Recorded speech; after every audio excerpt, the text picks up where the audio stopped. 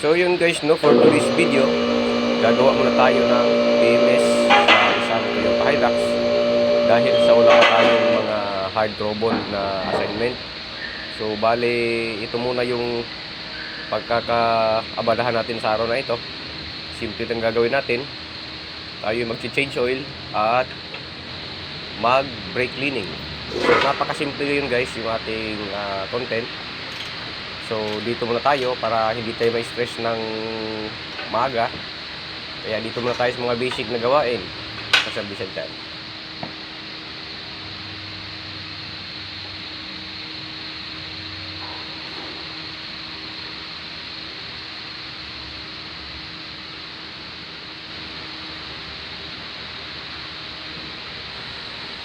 So i-drain muna natin yung engine oil, tanggalin natin yung filter at isusunod natin yung brake cleaning and inspection.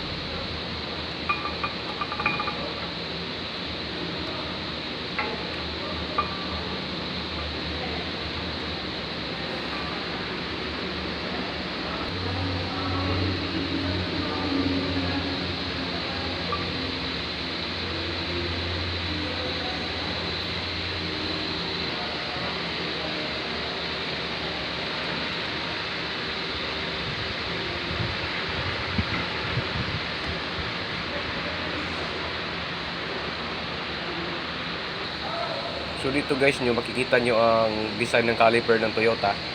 Wala siyang tornilyo na kailangan nyo kalasin, kundi mga pin lang at saka yung lock. Tapos dito na tayo sa likod, yung brake drum. Ito naman yung lilinisin natin. Magkabilaan po yan.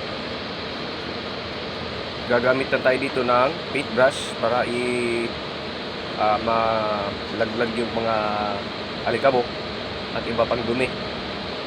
Saka natin siya lilihain at i-sprayhan ng brake cleaner. So ang gawain natin ngayon ay napaka-basic lang talaga. Kasi PMS lang ginagawa natin. Hindi nakagaya doon sa mga nakaraang video natin na tayo ay nagkakatay ng transmission or engine overhauling. At ang pag-aircon cleaning. So ngayon, PMS muna tayo guys. Nang ma-relax naman tayo, hindi puro problema yung ating sinasagupa. So dito muna tayo. Ito yung chill na gawa sa isang service center.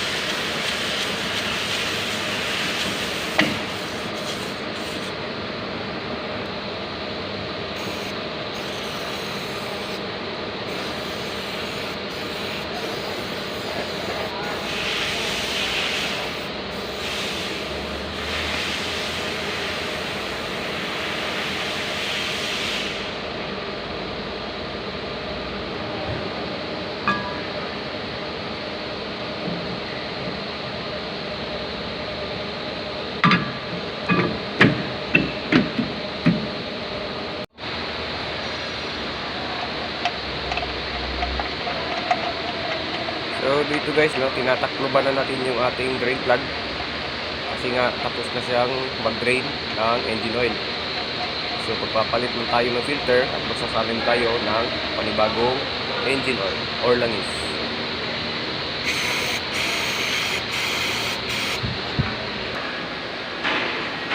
So ang unit natin ngayon guys ay sa Toyota Hilux na pagmamayari ng Star Tollway.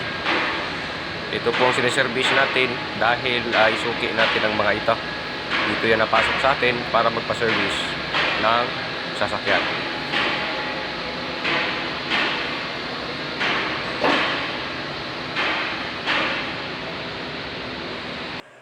So ayan na naman guys, no, binibilisan na naman natin ang pagkabit ng gulong, no. Ang tulin-tulin na naman natin, baka mahuli tayo nito. Itong ating inaayos kasi ito ay madalas manghuli kapag napasobrang bilis mo sa expressway. So ayan, talagang binibilisan na, oh. Overspeeding, kaboy.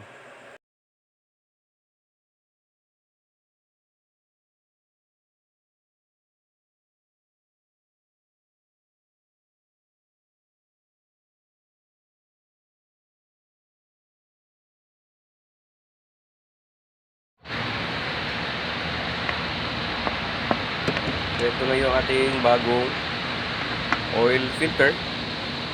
Kakabit na natin kasi kakaunti na lang at aray matatapos na.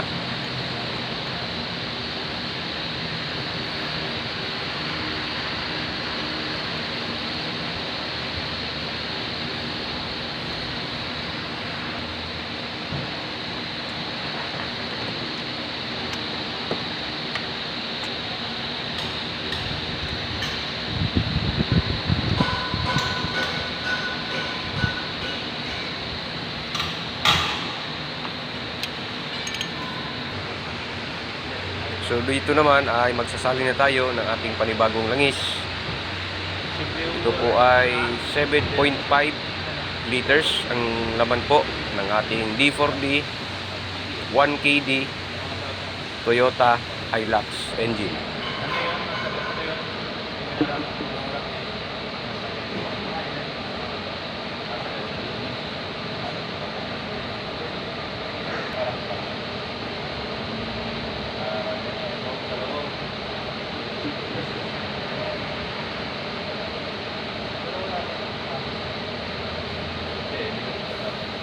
wala na siya. Hindi nakakapagtahay na sa level. Pwede naman, no?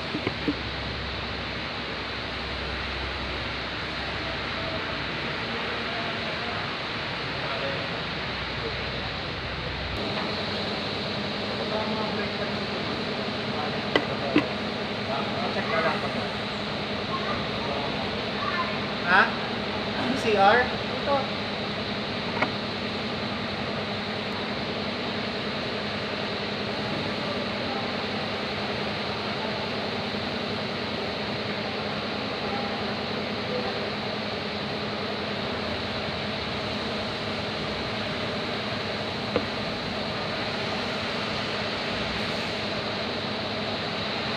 Wala namang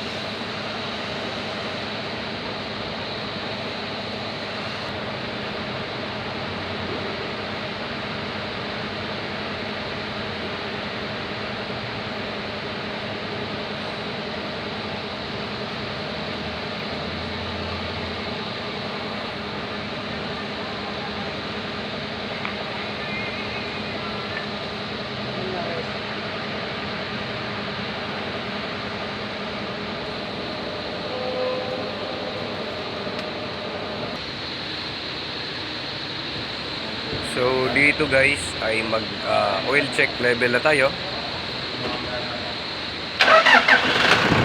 Gawin muna natin yung makina. Saka natin i-check ulit yung level ng oil. Sakto na.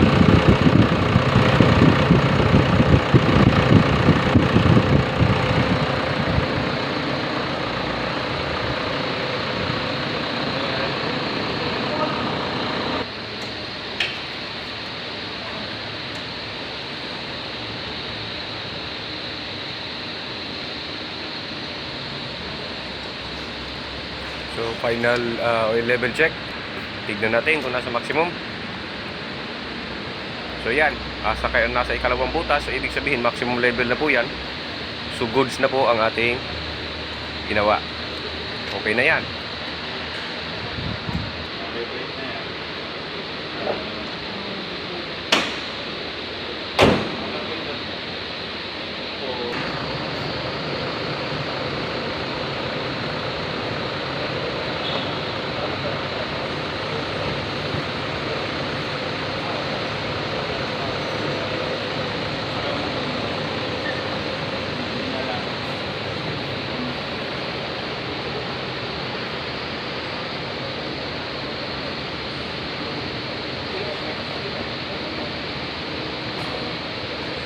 So yun guys, no, yun lang, hanggang doon lang po muna yung ating video for today. Hanap lang tayo ng ibang content natin na mas mahirap pa rito. So see you soon at salamat po sa inyong panonood.